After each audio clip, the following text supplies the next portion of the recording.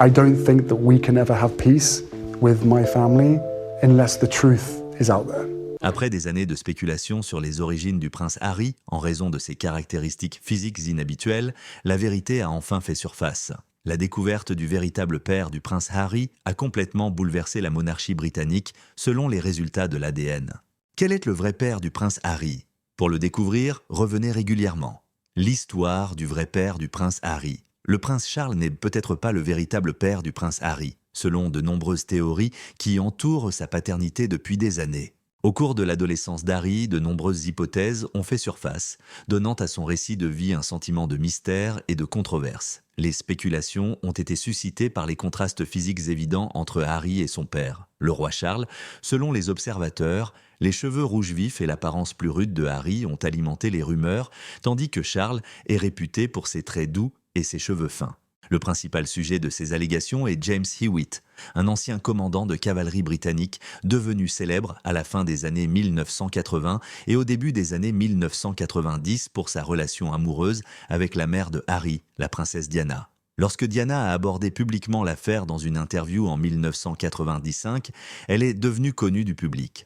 Le fait qu'ils aient tous les deux les cheveux roux a amené beaucoup de gens à croire que Hewitt était le père biologique de Harry. Mais Hewitt a rejeté ces affirmations à maintes reprises, affirmant que lui et Diana avaient commencé à sortir ensemble en 1986, 2 ans après la naissance de Harry en 1984. Les partisans de la famille royale affirment que ce timing élimine l'idée que Hewitt est le père de Harry. Charles était le père biologique des 2 enfants de Diana, William et Harry, selon Diana elle-même.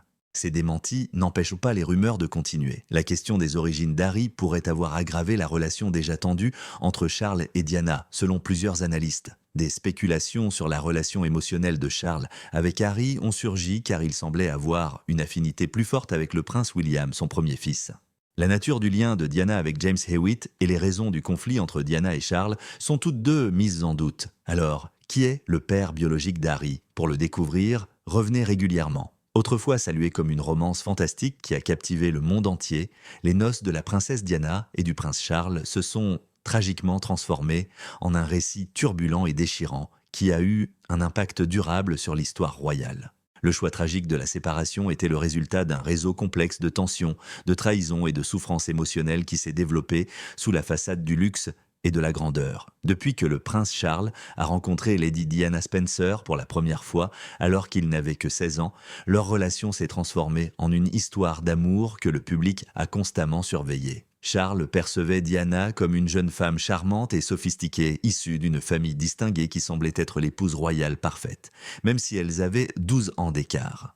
Des millions de personnes y ont assisté à leur somptueux mariage, qui est devenu un repère culturel après leurs fiançailles de 1981 qui ont constitué un spectacle mondial. Cependant, leur mariage a commencé à montrer des signes de faiblesse sous les paillettes et le glamour. Ayant été initiée très tôt au monde dur et parfois impitoyable de la monarchie, Diana était mal préparée à relever les défis de son nouveau poste. Le prince Charles, en revanche, avait du mal à établir des liens émotionnels avec sa femme car il était accablé par ses responsabilités et rêvait toujours de son ex-amante, Camilla Parker Bowles. Diana et Charles se sont retrouvés de plus en plus en désaccord à mesure que les exigences de la vie royale augmentaient. Leur mariage étant endommagé par un manque d'empathie et de soutien émotionnel. Les luttes de Diana contre le contrôle public et la procédure royale n'ont fait qu'aggraver leurs différences. Et Charles a continué à être émotionnellement distant et incapable de donner à sa femme le réconfort et la compagnie dont elle avait tant besoin.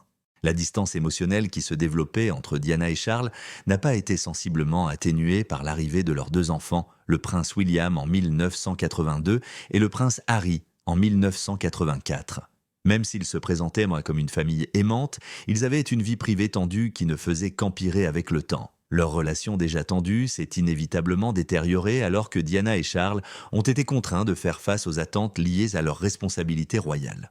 Admiré pour sa beauté, sa générosité et son engagement envers les causes humanitaires, l'ascension rapide de Diana vers le statut de célébrité internationale semble avoir involontairement approfondi son fossé avec Charles. Le prince avait du mal à faire face à ses propres émotions d'incapacité car il se sentait éclipsé par la renommée croissante de sa femme. Leurs problèmes de communication et leurs disputes conjugales étaient encore aggravés par ce sentiment d'infériorité et de rivalité. Diana avait cruellement besoin d'affection et de soutien, alors elle s'est tournée vers les autres pour trouver du réconfort, notamment James Hewitt, un ancien soldat avec qui elle entretenait une relation étroite. La relation déjà précaire entre Charles et Camilla s'est encore tendue lorsqu'il a relancé leur liaison. Après avoir été gardées secrètes, leurs relations extra-conjugales individuelles se sont finalement transformées en aliments pour les tabloïds, nuisant à la réputation de la famille royale ainsi qu'à la leur.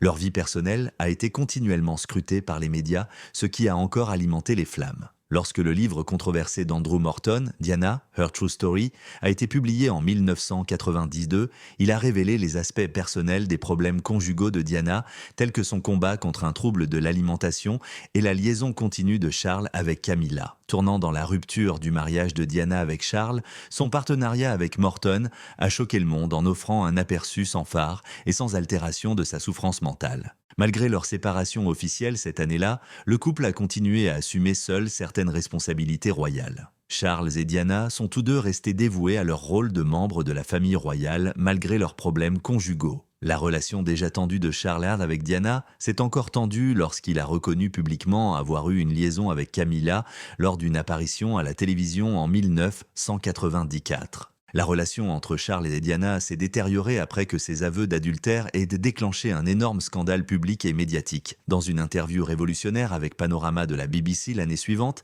Diana a parlé de sa rupture conjugale, de ses problèmes de santé mentale et de l'adultère sexuel de Charles. Comme c'était la première fois qu'un membre de la famille royale discutait publiquement de ses difficultés personnelles, cette interview a marqué un tournant. Le public a réagi favorablement à la volonté de Diana de partager les détails de ses faiblesses et de ses difficultés personnelles, ce qui a accru sa popularité, tout en provoquant des frictions au sein de la famille royale. Après des années de séparation, Charles et Diana ont finalement divorcé en 1996. Même si le divorce était attendu, il marquait la fin d'un chapitre qui avait retenu l'attention du monde entier pendant plus de 10 ans. Bien que Diana ait continué à détenir le titre de princesse de Galles, elle n'était plus considérée comme un membre légitime de la famille royale. Après le divorce, Diana et Charles avaient l'intention de continuer et de recommencer. En plus de nouer de nouvelles relations, Diana s'est concentrée sur ses activités humanitaires, soutenant des causes telles que la sensibilisation au sida et le déminage. Charles a continué à entretenir sa relation avec Camilla, qu'il a épousée en 2005. Diana et Charles étaient de fermes dans leur détermination à coparentalité de leurs enfants, William et Harry, malgré leurs conflits personnels. Grâce à leur propre lutte et expérience, ils sont restés impliqués dans la vie de leurs enfants, les encourageant et les soutenant. La vie personnelle de Diana a fait l'objet d'un examen minutieux et de conjectures en raison de ses liens avec James Hewitt, en particulier sous le feu des projecteurs des médias. Alors que Diana était encore mariée au prince Charles à la fin des années 1980 et au début des années 1990, Hewitt, un ancien officier de cavalerie de l'armée britannique, est tombé amoureux d'elle. La relation grandissante de Diana avec Hewitt lui a apporté réconfort et compréhension malgré les difficultés auxquelles elle était confrontée, conduisant à de nombreuses discussions et disputes sur sa situation. Selon certaines informations, Diana et le prince Charles se sont rencontrés pour la première fois lors d'un événement social en 1986, alors que Diana vivait une extrême solitude et une aliénation de son mari. Leur forte amitié a commencé lorsque Hewitt lui a proposé de lui apprendre à écrire, et elle s'est transformée en un lien sincère et significatif. Les soins et l'attention constants de Hewitt envers Diana ont eu un impact sur elle, lui donnant la compagnie et le soutien émotionnel dont elle avait besoin tout au long de son mariage difficile. Au fur et à mesure que leur relation s'approfondissait, Diana a publiquement exprimé son amour pour Hewitt, démontrant à quel point ils se souciaient tous les deux. Bien qu'ils aient initialement gardé leur liaison secrète, plusieurs membres du cercle restreint royal ont commencé à entendre des rumeurs à ce sujet. Diana a trouvé réconfort et sécurité en compagnie de Hewitt alors qu'elle traversait les mers tumultueuses de son mariage avec le prince Charles, lui procurant un sentiment de paix au milieu de l'agitation et de la tension.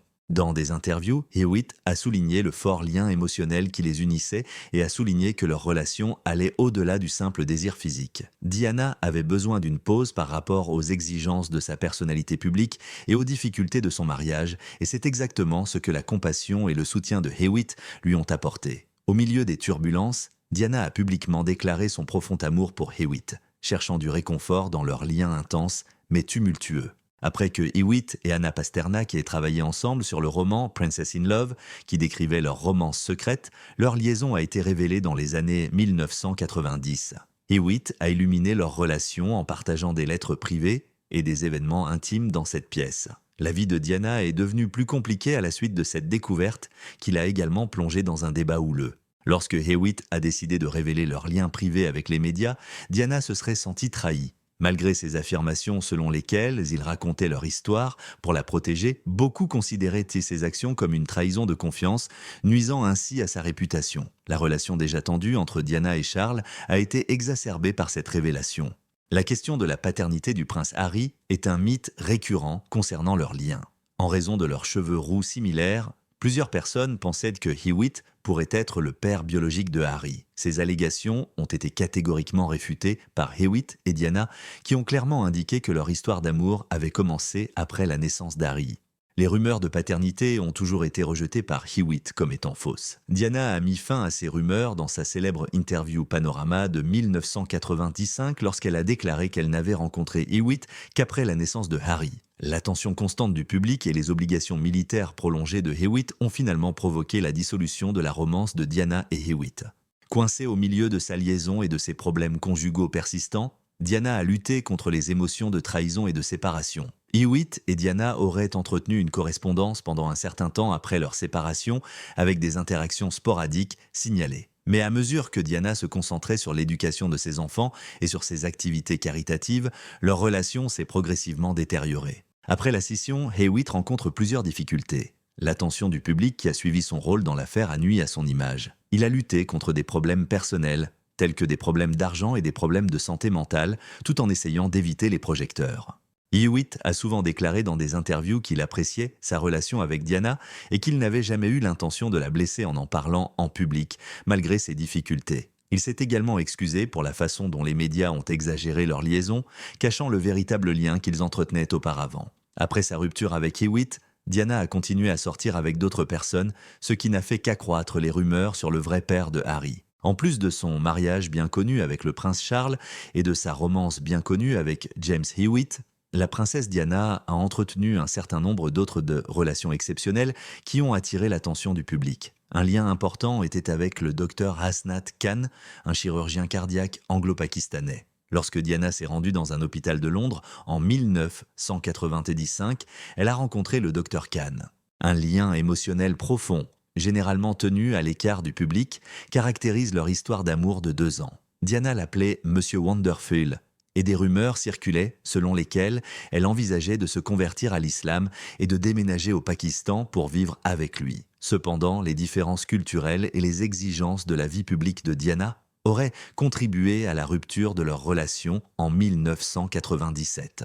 Un autre lien important était avec Dodi Fayad, le fils du milliardaire Mohamed Al-Fayad et un prospère producteur de cinéma égyptien. Peu de temps après la rupture de Diana avec Hasnat Khan, à l'été 1997, elle a commencé à sortir avec Dodi. Dès qu'ils ont été aperçus en train de s'amuser lors d'une excursion en bateau en Méditerranée, les médias ont remarqué leur idylle.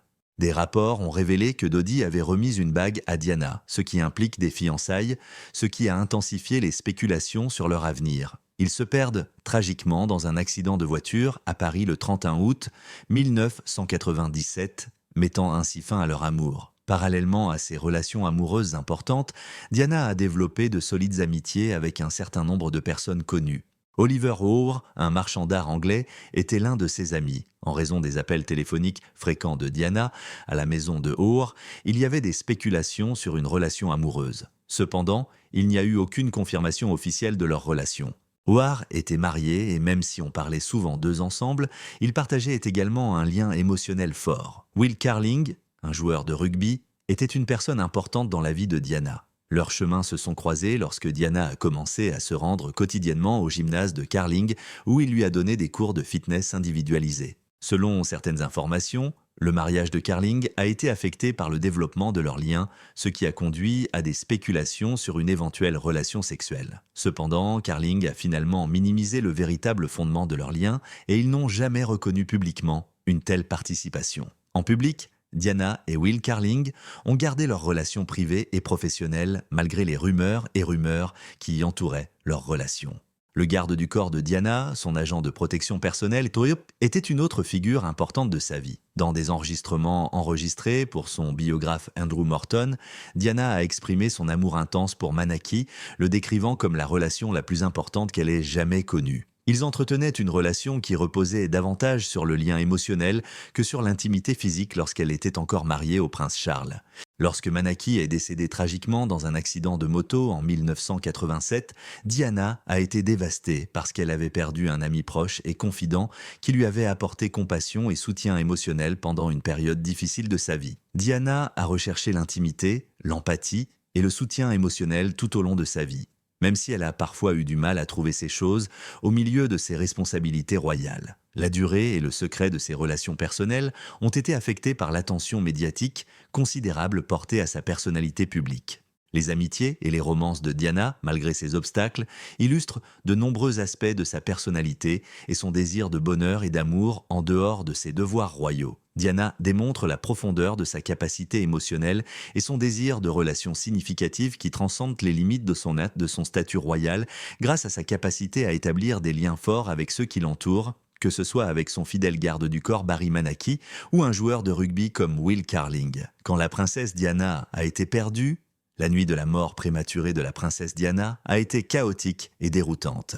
Elle se trouvait à Paris le 30 août 1997 avec Dodi Fayad, le fils du riche homme d'affaires égyptien Mohamed Al-Fayad. L'hôtel Ritz, propriété de la famille Al-Fayad, était leur lieu de séjour. Cette nuit-là, le couple a pris la décision de quitter l'hôtel et de se rendre chez le père de Dodi. Pour tenter d'éviter les paparazzis à l'extérieur, ils ont emprunté un itinéraire différent et ont conduit une Mercedes-Benz noire. La seule autre personne dans la voiture était Trevor Rhys-Jones, un garde du corps de la famille Fayad, qui conduisait avec Henry Paul, le chef adjoint de la sécurité de l'hôtel. Des photographies moto les ont suivis alors qu'ils quittaient le Ritz. Tragiquement, l'automobile de la princesse Diana a heurté le 13e pilier alors qu'elle s'approchait du tunnel de l'étang de l'Alma. L'effet fut désastreux. C'était un spectacle époustouflant et la voiture est restée en ruine. L'automobile a fait demi-tour après la collision et s'est arrêtée face à l'autre côté. Henry Paul et Dodi Fayad sont morts sur le coup. Malgré de graves blessures, Trevor Rhys-Jones a survécu à l'événement.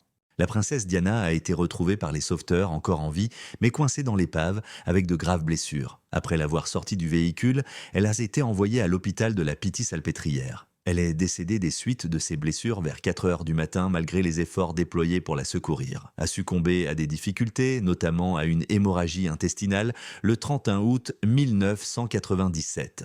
De nombreuses personnes ont été choquées et incrédules face à la perte d'une personne aussi vivante et jeune, alors que la nouvelle de la mort prématurée de la princesse Diana circulait rapidement. À l'extérieur des palais de Kensington et de Buckingham, où Diana avait résidé, des individus au Royaume-Uni ont rendu des hommages improvisés avec des fleurs, des cartes et des bougies, tout en sanglotant en plein air. L'angoisse a été ressentie par des peuples du monde entier et elle est allée bien au-delà de la Grande-Bretagne. De nombreuses vies ont été marquées par les efforts caritatifs de Diana, et elle possédait une rare capacité à établir des liens avec les gens ordinaires. Elle était admirée pour sa compassion et sa compréhension lorsqu'elle travaillait avec des organisations qui aidèrent les patients atteints du sida, les survivants des mines terrestres et d'autres populations vulnérables. Après l'accident, on a beaucoup parlé de l'impact des médias sur la vie et la disparition de Diana. Elle a enduré la poursuite persistante des paparazzis et a été l'une des femmes les plus photographiées au monde toute sa vie. De nombreuses personnes ont accusé les photographes qui ont poursuivi son véhicule ce soir-là d'être impliqués dans la collision, soulignant qu'ils ont continué à prendre des photos alors même qu'elle gisait blessée dans les décombres. Selon une enquête française, l'automobiliste Henry Paul avait au moment de la collision un taux d'alcoolémie supérieur à 3 fois le taux légal. La vitesse élevée, le handicap de Paul et la féroce poursuite des paparazzis ont tous contribué à la catastrophe. Malgré la séparation de Diana du prince Charles en 1992 et leur divorce en 1996, de nombreuses personnes accusaient encore les médias d'avoir violé sa vie privée. Au début, la façon dont la famille royale britannique a géré la mort de Diana a suscité de nombreuses critiques. La reine et d'autres membres de la famille sont restés au château de Balmoral en Écosse pour aider les 2 garçons de Diana, les princes de William et Harry, tout au long de leur deuil, même s'ils étaient là lorsque la nouvelle dévastatrice a été annoncée. Néanmoins, d'autres ont estimé que ce choix ne reconnaissait pas publiquement l'importance de Diana. La reine Elisabeth II est retournée à Londres et a donné une émission en direct dans le pays, alors que l'opinion publique devenait de plus en plus véhémente. Dans sa lettre poignante, elle a exprimé sa tristesse, tout en soulignant les qualités de Diana en tant que mère aimante et personne sympathique qui ne manquait jamais de faire rire et sourire les gens et qui inspirait les autres par sa chaleur et sa générosité. Ce discours a servi à désamorcer les tensions croissantes et à démontrer la solidarité de la famille royale en sympathisant avec le chagrin de la nation. Les funérailles de la princesse Diana ont eu lieu le 6 septembre 1997 à l'abbaye de Westminster. À la télévision, des millions de personnes dans le monde ont suivi l'événement. Les foules sont venues lui rendre hommage dans les rues de Londres. Une note disant « Maman » de la part de ses fils suivait son cercueil, couronné de fleurs blanches et recouvert de la bannière royale. Earl Spencer, le frère de Diana, le prince William, le prince Harry, le prince Charles et le prince Philippe ont suivi le cercueil lors du défilé. De nombreuses personnes ont été émues par l'image animée des jeunes princes marchant tristement qui représentait le profond chagrin qu'éprouvèrent les enfants de Diane. De plus, des rumeurs et des disputes concernant le vrai père de Harry ont commencé à faire surface après son décès. Le prince Harry répond aux rumeurs.